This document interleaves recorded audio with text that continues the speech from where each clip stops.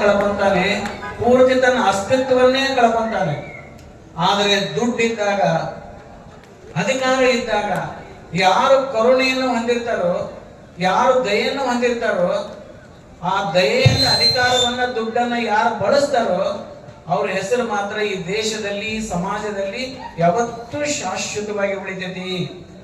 ಇವತ್ತು ಸಿರಸಂಗಿ ಲಿಂಗಪ್ಪ ದೇಸಾರ ಹೇಳಿದ್ರು, ಅಪ್ಪಗಳು ಹೇಳಿದ್ರು, ಸಿರಸಂಗಿ ಲಿಂಗಪ್ಪ ದೇಸಾರ ಹೆಸರು ಯಾವತ್ತೂ ಉಳಿದೈತಿ ಇವತ್ತಿನ ದಿವಸ.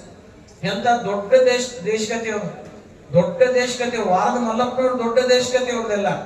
ಅವರೆಲ್ಲ ಯಾಕೆ ಉಳಿದ್ರು ಅಂತಂದ್ರೆ ಅವರ ಸಂಪತ್ತನ್ನ, ಇವತ್ತು ಯಾರ ಅಕ್ಬರನ ಸಂಪತ್ತು ಉಳಿದಿಲ್ಲ, ಅಶೋಕನ ಸಂಪತ್ತು ಉಳಿದಿಲ್ಲ, ಆದ್ರೆ ದೇಶಮುಖರ ಸಂಪತ್ತು ಉಳಿದತಿ, ಲಿಂಗಪ್ಪ ದೇಸಾರ ಸಂಪತ್ತು ಉಳಿದತಿ, ವಾರದ ಮಲ್ಲಪ್ಪನವರ ಸಂಪತ್ತು ಉಳಿದತಿ. ಯಾಕಂದ್ರೆ ಅವ್ರಿರ್ತಕ್ಕಂಥ ದಯೆ, ಕರುಣೆ, ಪ್ರೀತಿ ಅದೆಲ್ಲವನ್ನು ಜನರಿಗೆ ಪ್ರೀತಿಯಿಂದ ಮಕ್ಕಳನ್ನು ನೋಡ್ಕೊಂಡ್ರಲ್ಲ, ಅವ್ರ ಹಸಿವು ಇರ್ಲಾರ್ದಂಗ್ ನೋಡ್ಕೊಂಡ್ರಲ್ಲ, ಅದಕ್ಕಾಗಿ ಇವತ್ತು ಅವರ ಅಂತಃಕರಣದ ಗುಣ ಏನೈತಲ್ಲ ಅವ್ರನ್ನ ಇವತ್ತು ಶಾಶ್ವತವಾಗಿಟ್ಟಾರೆ. ಅದಕ್ಕೆ ಇವತ್ತು ನಮ್ಮ ದೇಶಮುಖರು ಇಡೀ ದೊಡ್ಡ ಶ್ರೀಮಂತಿಗೆ ಒಂದು ಮಾಡೆಲ್ ಆಗಿದ್ದಾರೆ. ಶ್ರೀಮಂತರು ಹೆಂಗಿರ್ಬೇಕಪ್ಪ ಅಂತಂದ್ರೆ ನಮ್ಮ ದೇಶಮುಖರು ಇದ್ದಂಗೆ ಇರ್ಬೇಕು. ಶ್ರೀಮಂತರ ನಮ್ಮ ದೇಶಮುಖರು ಗುಣ ಹೆಂಗಿರ್ಬೇಕು, ನಮ್ಮ ದೇಶಮುಖರು ಇದ್ದಂಗ ಶ್ರೀಮಂತರು ಇರ್ಬೇಕು. ಅಂದ್ರೆ ಆ ಶ್ರೀಮಂತಿಕೆಗೆ ಒಂದು ಚೈತನ್ಯ ಬರ್ತೈತಿ, ಶ್ರೀಮಂತಿಕೆಗೆ ಒಂದು ಅಲಂಕಾರ ಬರ್ತೈತಿ. ಅದಕ್ಕಾಗಿ ಇವತ್ತು ಅಂತ ಅದ್ಭುತವಾದಂತ ವ್ಯಕ್ತಿತ್ವ ಹೊಂದಿದವರು ವಿಮಲಾ ತಾಯಿಯವರು ಮತ್ತು ನಮ್ಮ JS ದೇಶಮುಖ್ ಶರಣರು. ಇಡೀ ನಮ್ಮ ಕರ್ನಾಟಕ ರಾಜ್ಯದ ಇತಿಹಾಸದಲ್ಲಿ ರಾಮಕೃಷ್ಣ ಹೆಗಡೆಯವರು ಅವರ ಅತ್ಯಂತ ಆತ್ಮೀಯ ವಿಶ್ವಾಸಿಕ ವ್ಯಕ್ತಿಗಳಲ್ಲಿ ಯಾರು ಅಂತಂದ್ರೆ ದೇಶಮುಖರಿದ್ರು. ದೇಶಮುಖರು ಯಾಕಿದ್ರು ಅಂತಂದ್ರೆ ನಂಬಿಕಸ್ಥರು, ಪ್ರಾಮಾಣಿಕರು, ನಂಬಿದವರಿಗೆ ಎಂದು ದ್ರೋಹ ಮಾಡಂಗಿಲ್ಲ ಅನ್ನೋಂಥ ಆತ್ಮವಿಶ್ವಾಸ ರಾಮಕೃಷ್ಣ ಹೆಗಡೆಯವರಿಗೆ. ಅದಕ್ಕಾಗಿ ಏನೇ ಆಪ್ತಾಲೋಚನೆ ಮಾಡಬೇಕಾಗಿತ್ತಂದ್ರು ದೇಶಮುಖರಂತೆಲ್ಲ ಆಪ್ತಾಲೋಚನೆ ಮಾಡ್ತಿದ್ರು. ಎಂತ SK ಕಾಂತ ಅಂತ ಒಬ್ಬ ಅತ್ಯಂತ ನಿಷ್ಪಕ್ಷಪಾತವಾದಂತ ಮತ್ತು ಪ್ರಾಮಾಣಿಕವಾದಂತ ವ್ಯಕ್ತಿಗಳನ್ನು ಗುರುತಿಸಿ ಅವರ ಅಧಿಕಾರವನ್ನು ನೀಡಿ ತಾವು ಆಪ್ತ ವಲಯದಲ್ಲಿ ಇಟ್ಟುಕೊಂಡಿದ್ರು. ಇದು ಒಬ್ಬ ನಾಯಕನ ದೃಷ್ಟಿಕೋನ. ಒಬ್ಬ ನಾಯಕನಿಗೆ ಗೌರವ ಬರಬೇಕಾಗಿತ್ತಂದ್ರೆ ಅವನ ಜೊತೆಗಿರೋ ಸಹೋದ್ಯೋಗಿಗಳು ಹೆಂಗದಾರ ಅನ್ನೋದ್ರ ಮೇಲೆ ಆ ನಾಯಕನಿಗೆ ಗೌರವ ಬರುತ್ತೆ. ಅದಕ್ಕಾಗಿ ಇವತ್ತು ಆ ನಾಯಕತ್ವದ ಗುಣ ಬಹಳ ಶ್ರೇಷ್ಠವಾಗಿ ಯಾರಿಗಿತ್ತಂದ್ರೆ ರಾಮಕೃಷ್ಣ ಹೆಗಡೆಯವರಿಗಿತ್ತು. ಅದಕ್ಕಾಗಿ ಆದರ್ಶ ವ್ಯಕ್ತಿಗಳನ್ನ, ನಿಸ್ವಾರ್ಥ ವ್ಯಕ್ತಿಗಳನ್ನ, ಪ್ರಾಮಾಣಿಕ ವ್ಯಕ್ತಿಗಳನ್ನ ತಮ್ಮ ಜೊತೆಗೆ ಇಟ್ಟುಕೊಂಡಿದ್ರು. ಅದಕ್ಕಾಗಿ ಇವತ್ತು ಅವರಿಗೆ ದೊಡ್ಡದಾದಂತ ಗೌರವ ಇವತ್ತಿಗೂ ಐತದು. SK ಕಾಂತ ಅಂತ ಪ್ರಾಮಾಣಿಕರು, ವಿಶ್ವಾಸ, ನಮ್ಮ ದೇಶಮುಖರಂತ ಅತ್ಯಂತ ವಿಶ್ವಾಸಿಕ ವ್ಯಕ್ತಿಗಳು ಅವರ ಕ್ಯಾಬಿನೆಟ್ ಘನತೆಯನ್ನ ಹೆಚ್ಚಿಗೆ ಮಾಡಿದ್ದು. ಅದಕ್ಕಾಗಿ ಅಂತ ಆದರ್ಶ ರಾಜಕಾರಣ ಇವತ್ತು ನಮ್ಮ ನೆಲದಲ್ಲಿ ಮತ್ತೆ ಬರಬೇಕು ಅಂತ ನನಗೆ ಅನಿಸ್ತದೆ. ಅದಕ್ಕೆ ದೇಶಮುಖರು ಒಂದು ಸಂದೇಶ ಏನಂತಂದ್ರೆ, ಅವರು ಇವತ್ತು ಭಯಂಕರ ಪ್ರಾಮಾಣಿಕರವರು, ಬಹಳ ಪ್ರಾಮಾಣಿಕರವರು. ಅವರ ಅಭಿಮಾನಿಗಳಾದವರು ಕೂಡ ಕೊನೆದು ಹೇಳ್ಬೇಕಂದ್ರೆ ನಾವು ಪ್ರಾಮಾಣಿಕರಾಗಿರ್ಬೇಕು. ಎದ್ರಾಗಂತಂದ್ರೆ ಒಂದ್ರದಲ್ಲಿ ಪ್ರಾಮಾಣಿಕರಿದ್ರೆ ಸಾಕು, ದೇಶ ಸುಧಾರಿಸುತ್ತೆ. ಏನಂತಂದ್ರೆ ಚುನಾವಣೆ ಬಂದಂತ ಸಂದರ್ಭದಲ್ಲಿ ಪ್ರಾಮಾಣಿಕವಾಗಿ ನಾವು ರೊಕ್ಕ ತಗೊಳ್ಳಾರ್ದ ಓಟ್ ಹಾಕ್ಬೇಕು. ಇದು ಒಂದನ್ನ ನಾವು ಪಾಲಿಸಿದ್ರೆ ಇಡೀ ದೇಶವನ್ನೇ ನಾವು ಸುಧಾರಣೆ ಮಾಡ್ತೀವಿ. ನೀವು ಬೇಕಾದ್ರೆ ಓಟ್ ಹಾಕ್ರಿ, ನೀವು ನಾನು ಬೇಡ ಅನ್ನಂಗಿಲ್ಲ. ನೀವು ಬೇಕಾದ್ರೆ ನಿಮಗೆ ಯಾರಿಗೆ ಬರ್ತದೆ ಅವ್ರಿಗೆ ಓಟ್ ಹಾಕ್ರಿ, ಬೇಡ ಅನ್ನಂಗಿಲ್ಲ. ಆದ್ರೆ ರೊಕ್ಕ ತಗೊಂಡು ಓಟ್ ಹಾಕಿದ್ರೆ ನಮ್ಮ ನೈತಿಕ ಶಕ್ತಿ ಹಾಳಾಗೋಗ್ತದೆ. ನೀವು ರೊಕ್ಕ ತಗೊಂಡು ಓಟ್ ಹಾಕ್ತೀರಿ, ನೀಂದ್ರೆ ಕೇಳಾಕ್ ಹೋದ್ರೆ ಪುಕ್ಷೆಟ್ ಹಾಕಿನ ನಾವು ರೊಕ್ಕ ತಗೊಂಡು ಹಾಕ್ಯಾನ ಅಂತ ಎಲ್ಲ ಗೌರವನ ಹೋಗ್ಬಿಡ್ತೈತಲ್ಲ. ಅದಕ್ಕಾಗಿ ಮತದಾರ ಯಾವಾಗ ಪ್ರಭುವಾಗ್ತಾನಂತಂದ್ರೆ, ಮತದಾರ ಯಾವಾಗ ಆಳುವರು ಜುಟ್ಟ ಹಿಡಿದು ಕೇಳುವಂತ ಶಕ್ತಿ, ನೈತಿಕ ಶಕ್ತಿ ಯಾವಾಗ ಬರ್ತದೆ ಅಂತಂದ್ರೆ, ತಾನು ಮತವನ್ನ ಹಾಕುವ ಹೊತ್ನ್ಯಾಗ ಒಂದು ನೈಯೇ ಪೈಸೆನು ಯಾರಿಂದ ತಗೊಳ್ಳಾರ್ದಂಗ ಮತ ಹಾಕಿದ ಅಂತಂದ್ರ ಕೊನೆಯ ತನಕ ಅವನ ನೈತಿಕ ಶಕ್ತಿ ಬರ್ತತಿ. ನೈತಿಕ ಶಕ್ತಿ ಬರಿಲ್ಲ ಅಂದ್ರೆ ನೈತಿಕ ಅಧಪತನ ಆಗತಿ, ಅವರಿಗೆ ಏನು ಕೇಳುವಂತ ನೈತಿಕ ಶಕ್ತಿ ಇರಂಗಿಲ್ಲ. ಅದಕ್ಕಾಗಿ ಇವತ್ತು ದೇಶಮುಖರಂತ ಒಂದು ಮಹತ್ವವಾದಂತ ನಾಡಿನಲ್ಲಿ ಇರ್ತಕ್ಕಂಥ ನಾವೆಲ್ಲ ನಾವು ಒಂದು ಪ್ರತಿಜ್ಞೆಯನ್ನು ಮಾಡಬೇಕು. ಏನಂತಂದ್ರೆ ಯಾವುದೇ ಚುನಾವಣೆ ಇರಲಿಲ್ಲ, ಸೊಸೈಟಿ ಚುನಾವಣೆ ಇರಲಿ, ಬ್ಯಾಂಕ್ ಚುನಾವಣೆ ಇರಲಿ, ಯಾವ್ದು ಪಂಚಾಯತಿ ಚುನಾವಣೆ ಇರಲಿ, ಯಾವುದೇ ಚುನಾವಣೆ ಇರಲಿಲ್ಲ, ಯಾವ ಚುನಾವಣೆಯಲ್ಲಿ ಕೂಡ ಯಾರು ಏನು ಕೊಟ್ರು, ಒಂದು ಚಹಾ ಕೊಟ್ಟರು ಕುಡಿಬಾರದು, ಒಂದು ಚುರುಮರಿ ಕೊಟ್ಟರು ತಿನ್ನಬಾರದು. ಇದು ಒಬ್ಬ ಮತದಾರನಲ್ಲಿರ್ತಕ್ಕಂಥ ಅತ್ಯಂತ ಪವಿತ್ರವಾದಂತ ಕರ್ತವ್ಯ. ಬಹಳ ಪವಿತ್ರವಾದಂತ ಕರ್ತವ್ಯ ಅಂದ್ರೆ ಅವನು ಯಾವುದೇ ರೀತಿ ಆಮಿಷಕ್ಕೆ ಒಳಗಡೆ ಆಗಬಾರದು, ಒಂದು ಚಾ ಸಹಿತ ಆಮಿಷಕ್ಕೆ ಒಳಗಡೆ ಆಗಬಾರದು. ಇಷ್ಟು ಸೂಕ್ಷ್ಮವಾಗಿ ಹೇಳ್ತಾರಲ್ಲ ಆ ರಿಪ್ರೆಸೆಂಟೇಟಿವ್ ಆಕ್ಟ್ ನಲ್ಲಿ, ಆ ಮನುಷ್ಯ ತನ್ನ ಸ್ವಂತ ಕಾಲು ನಡಿಗೆಯಿಂದ ಹೋಗಿ ತಾನು ವೋಟ್ ಹಾಕಬೇಕು. ಯಾವುದೇ ಒಬ್ಬ ಚುನಾವಣೆಗೆ ನಿಂತ ವ್ಯಕ್ತಿಯ ವಾಹನದಲ್ಲಿ ಹೋಗಿ ಆತ ವೋಟ್ ಹಾಕಬಾರ್ದು. ತನ್ನ ಸ್ವಂತ ನಡಿಗೆಯಲ್ಲಿ ವೋಟ್ ಹಾಕಬೇಕು, ಇಲ್ಲ ಸ್ವಂತ ವಾಹನದಲ್ಲಿ ಹೋಗಿ ಅವ ವೋಟ್ ಹಾಕಬೇಕು. ಇಷ್ಟೊಂದು ಮತದಾರನ ಪವಿತ್ರತೆಯನ್ನ ಆ ಆಕ್ಟ್ ನಲ್ಲಿ ಹೇಳಿದ್ದಾರೆ. ಅದಕ್ಕಾಗಿ ಇಷ್ಟು ನಮಗೆ ಗುಣ ಬಂತ ಅಂದ್ರೆ ಈ ದೇಶದಲ್ಲಿ ಪ್ರಜೆಗಳಿಗೆ, ಈ ದೇಶ ಒಂದೇ ವರ್ಷಕ್ಕೆ ಸುಧಾರಣೆ ಆಗತ್ತೆ. ಅದಕ್ಕಾಗಿ ಇದನ್ನು ನಾವು ಏನ್ ಮಾಡ್ಕೊಂಡೇವಿ ಅಂತಂದ್ರೆ, ಒಂದು ಪ್ರತಿಷ್ಠೆ ತಗೊಂಡ್ಬಿಟ್ಟೇವೆ ನಾವು. ಆ ಮನುಷ್ಯನ ಕಡೆಯಿಂದ 50,000 ತಗೊಂಡೇನೆ ನಾವು, ಈ ಮನುಷ್ಯನ ಕಡೆಯಿಂದ 50,000 ತಗೊಂಡೇನೆ. ಒಟ್ಟು ಈ ಚುನಾವಣೆ 4 ಲಕ್ಷ ಹೊಡೆದೇನೆ, ಅವ 2 ಲಕ್ಷ ತಗೊಂಡನವ. ಅವನಿಗೆ ನಾನ ಜಾಸ್ತಿ, ಅವನಿಗೆ ನಾನ ಶಾಣೆ. ಅದರಲ್ಲಿ ಶೂರತನವನ್ನು ತೋರಿಸ್ತೇವೆ. ಯಾರು ಹೆಚ್ಚು ರೊಕ್ಕ ತಗೊಂಡಿರ್ತಾರೋ ಅವ್ರು ದೊಡ್ಡ ಮನುಷ್ಯ ಅಂತಂತೇವೆ. ಯಾರು ರೊಕ್ಕ ತಗೊಂಡಿರ್ಲಿಲ್ಲ ಹುತ್ಸದನ ಅಂತಾರೆ. ದಡ್ಡಗೆ ಬುದ್ಧಿಗೆಡದನ ದಡ್ಡದನ ಈ ಜಗತ್ತ ಬದುಕಕ್ಕೆ ಆಗಂಗಿಲ್ಲ ಹೋಗ ಅಂದ್ಬಿಡ್ತಾರೆ ರೊಕ್ಕ ತಗೊಳ್ಳಾರ್ದು. ಅದಕ್ಕಾಗಿ ಯಾರು ಹೆಚ್ಚು ರೊಕ್ಕ ತಗೊಂತಾರ ಅವರಿಗೆ ಘನತೆಯನ್ನ ಕೊಡ್ತೇವಿ. ಭಾರಿ ಅದನ್ನ ನೋಡೋ, ಅವ್ರ ಕಡೆಯಿಂದ 1 ಲಕ್ಷ ವಸೂಲ್ ಮಾಡ್ಕೊಂಡ್ ನೋಡೋ ಅಂತ. ಅವ ಯಾರು 1 ಲಕ್ಷ ವಸೂಲ್ ಮಾಡ್ಕೊಂಡ್ ಬಂದಿರ್ತಾನಲ್ಲ ಅವ್ನಿಗೆ ದೊಡ್ಡ ಪಟ್ಟ ಕೊಟ್ಬಿಡ್ತಾರೆ, ಭಾರಿ ಶಾಣೆ ಅದ ನೋಡ ಅಂತಾರೆ. ಅದಕ್ಕಾಗಿ ಏನು ರೊಕ್ಕ ತಗೊಳ್ಳಾರ ಚುನಾವಣೆಗೆ ಹೋಗಿ ವೋಟ್ ಹಾಕಿ ಬಂದರೆ ಬುದ್ಧಿಗೆಡದನ ಅಂತ, ಈ ಜಗತ್ತ ಬದುಕಕ್ಕೆ ಆಗಂಗಿಲ್ಲ ಅಂತಾರೆ. ಈ ರೀತಿಯಾದಂತ ವಾತಾವರಣ ಸೃಷ್ಟಿ ಆಗ್ಬಿಡತ್ತೆ ಇವತ್ತಿನ ಕಾಲದಲ್ಲಿ. ಅದಕ್ಕಾಗಿ ಅದನ್ನ ನಾವು ಉಲ್ಟಾ ಮಾಡ್ಬೇಕಾಗೈತಿ. ಅದು ಯಾರ ಕೈಯಾಗೈತಿ ಅಂತಂದ್ರೆ, ಯಾರ ಕೈಯಾಗೈತಿ ಹೇಳ್ರಿ? ಯಾರ ಕೈಯಾಗೈತಿ? ನಮ್ಮ ಕೈಯಾಗೈತಿ.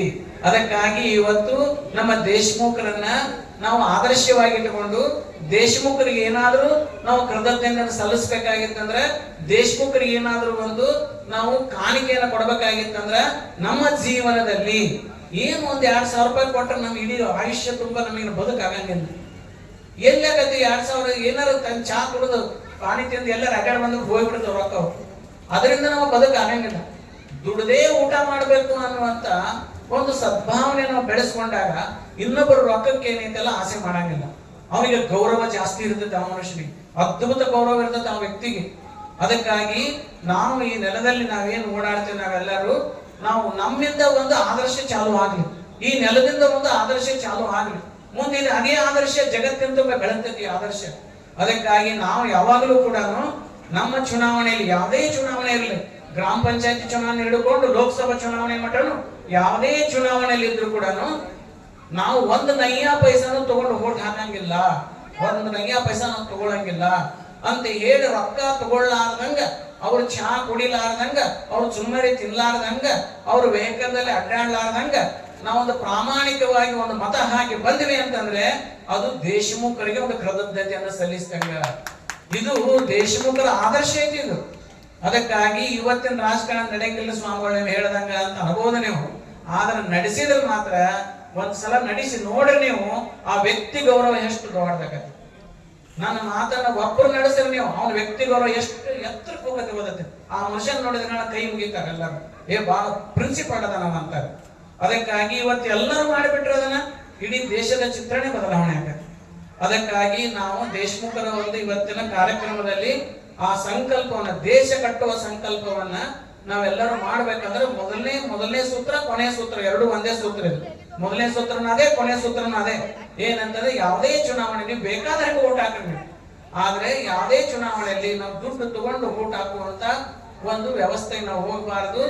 ದುಡ್ಡು ತಗೊಳ್ಳಾರ್ದನೆ ಪ್ರಾಮಾಣಿಕವಾಗಿ ನಾವು ಮತವನ್ನ ಹಾಕುವಂತ ಒಂದು ಸಂಕಲ್ಪವನ್ನ ಮಾಡಬೇಕು ಅಂತ ನನಗೆ ಅನಿಸ್ತದೆ. ಅದಕ್ಕಾಗಿ ಇವತ್ತು ಕಾರ್ಯಕ್ರಮವನ್ನ ಮಾಡಿದ್ದು, ಅವರ ಸ್ಮರಣೋತ್ಸವಕ್ಕೆ ನಮ್ಮ ರಮೇಶ್ ಕತ್ತಿಯವರು ಬಂದದ್ದು, ನಮ್ಮ SK ಕಾಂತ ಅವರು ಬಂದದ್ದು, ಈ ಸಮಾರಂಭದ ಘನತೆಯನ್ನ ಬಹಳ ದೊಡ್ಡದು ಮಾಡಿತು. ಅವರ ಆದರ್ಶ ಇನ್ನು ಈ ನೆಲದಲ್ಲಿ ಐತಿ, ಆದರ್ಶ ಇನ್ನು ನೆಲದಲ್ಲಿ ಐತಿ. ಇದು ಖಂಡಿತವಾಗಿ ಎಷ್ಟೋ ಜನ, ಸಾವಿರಾರು ಜನ ಪ್ರಾಮಾಣಿಕರು ಅದಾರೆ ಈ ನೆಲದಲ್ಲಿ ಅದಾರೆ, ಅಂದಲ್ಲಿ ಇನ್ನೂ ಚಲೋ ನಡೆದತ್ತೆ ಅದು. ಅದಕ್ಕಾಗಿ ಅದರ ಸಂಖ್ಯೆ ಜಾಸ್ತಿ ಆಗಲ್ಲ ಅನ್ನೋ ಕಾರಣಕ್ಕಾಗಿ ಇದನ್ನ ಹೇಳಿದೆ ಅಷ್ಟೇ ನಾನು. ಅದಕ್ಕೆ ತಮಗೆಲ್ಲರಿಗೂ ವೀರೇಶ್ವರ ಅಪ್ಪ ಅವರು, 42 ವೀರೇಶ್ವರ ಅಪ್ಪ ಅವ್ರ ನೆಲ ಇದು, ಅದ್ಭುತವಾದಂತ ಮಹಾ ತಪಸ್ವಿಗಳ ನೆಲ ಇದು, ಮತ್ತು ಆದರ್ಶ ವ್ಯಕ್ತಿತ್ವವನ್ನು ಹೊಂದಿದ್ದ ದೇಶಮುಖರ ನೆಲ ಇದು.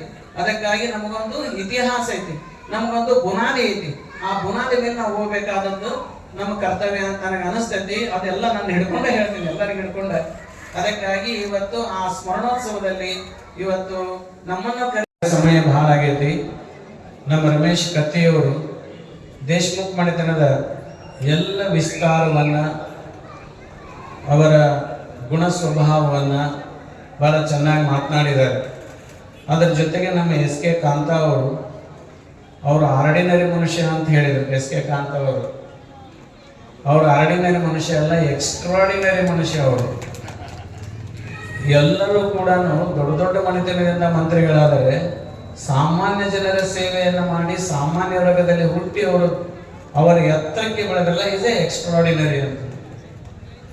ಅದಕ್ಕೆ ಅವರ ಸದ್ಗುಣ, ಸೇವಾವೃತ್ತಿ, ಅದರಿಂದ ಎತ್ತರಕ್ಕೆ ಬೆಳೆದಿದ್ದಾರೆ. ಈ ಸಭೆಗೆ ಒಂದು ಘನತೆಯನ್ನು ತಂದು ಕೊಟ್ಟವರು ಎಸ್ ಕೆ ಕಾಂತ ಅವರು. ಅದಕ್ಕಾಗಿ ನಮ್ಮ ದೇಶಮುಖ್ ಮನೆತನದ ಬಗ್ಗೆ ಸವಿಸ್ತಾರವಾಗಿ ಎಲ್ಲವನ್ನು ಹೇಳಿದ್ದಾರೆ. ಈಗಾಗಲೇ ಸಮಯ ಬಹಳ ಆಗೈತಿ.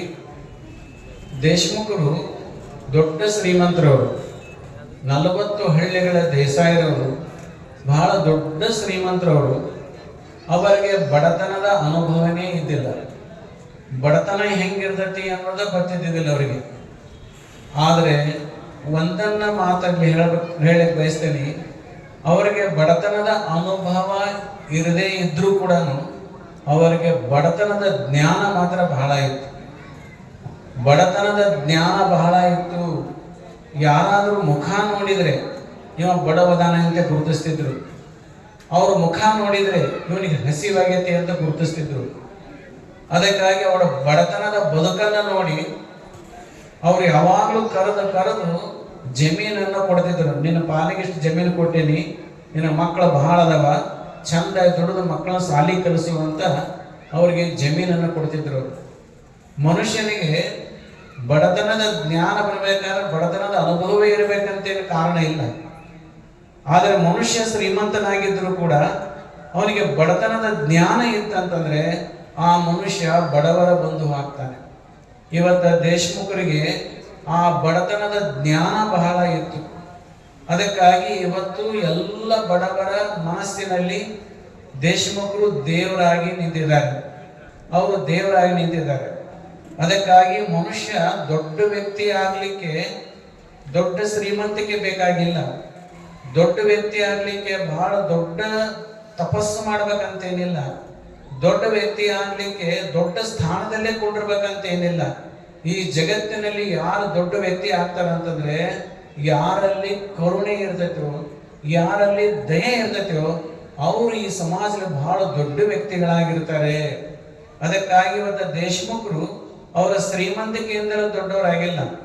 ಯಾಕೆ ಈ ಮಾತು ಹೇಳ್ತೇನೆ ಅಂತಂದ್ರೆ, ಅಶೋಕ ಚಕ್ರವರ್ತಿ ಸಾಮ್ರಾಜ್ಯ, ಅಕ್ಬರನ ಸಾಮ್ರಾಜ್ಯ, ಎಷ್ಟು ಜನ ಅರಸರು ಈ ದೇಶವನ್ನು ಆಳಿ ಹೋಗಿದ್ದಾರೆ. ಎಷ್ಟು ಜನರು ಇಡೀ ಬ್ರಹ್ಮಾಂಡವನ್ನೇ ಆಳಿದ್ದಾರೆ, ಅಖಂಡ ಭಾರತವನ್ನೇ ಆಳಿದ್ದಾರೆ.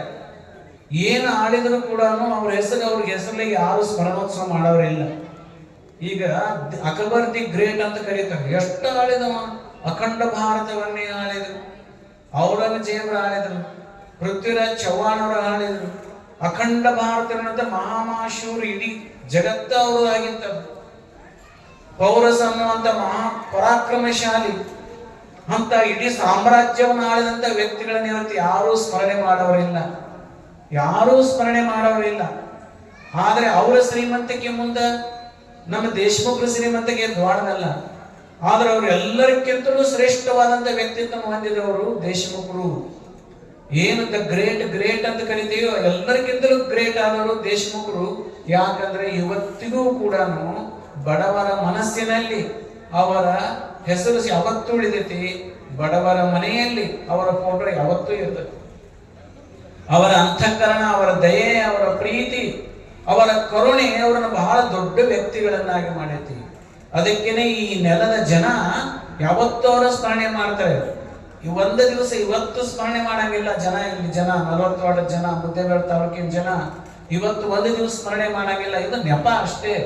ಆದ್ರೆ 24 ತಾಸು 12 ತಿಂಗಳು ದೇಶಮುಖರನ್ನ ಸ್ಮರಣೆ ಮಾಡ್ತಾರೆ. ಅದು ಮನುಷ್ಯನನ್ನ ದೈವತ್ವಕ್ಕೆ ಏರಿಸ್ತತಿ. ಏನು ಕಾರಣ ಅಂದ್ರೆ ಅವರಲ್ಲಿರ್ತಕ್ಕಂಥ ಕರುಣೆ, ಪ್ರೀತಿ, ಪ್ರಾಮಾಣಿಕತೆ ಅವರನ್ನ ದೈವತ್ವಕ್ಕೆ ಏರಿಸ್ತತಿ. ಅದಕ್ಕಾಗಿ ಮನುಷ್ಯನಿಗೆ ದುಡ್ಡಿದ್ರೆ ಅಹಂಕಾರ ಬರ್ತೈತಿ, ಅಧಿಕಾರ ಇದ್ರೆ ಅಹಂಕಾರ ಬರ್ತೈತಿ. ದುಡ್ಡು ಮತ್ತು ಅಧಿಕಾರ ಇವೆರಡು ಅಹಂಕಾರದ ವಸ್ತುಗಳು, ಇವೆಲ್ಲ ಇವು. ಅಧಿಕಾರ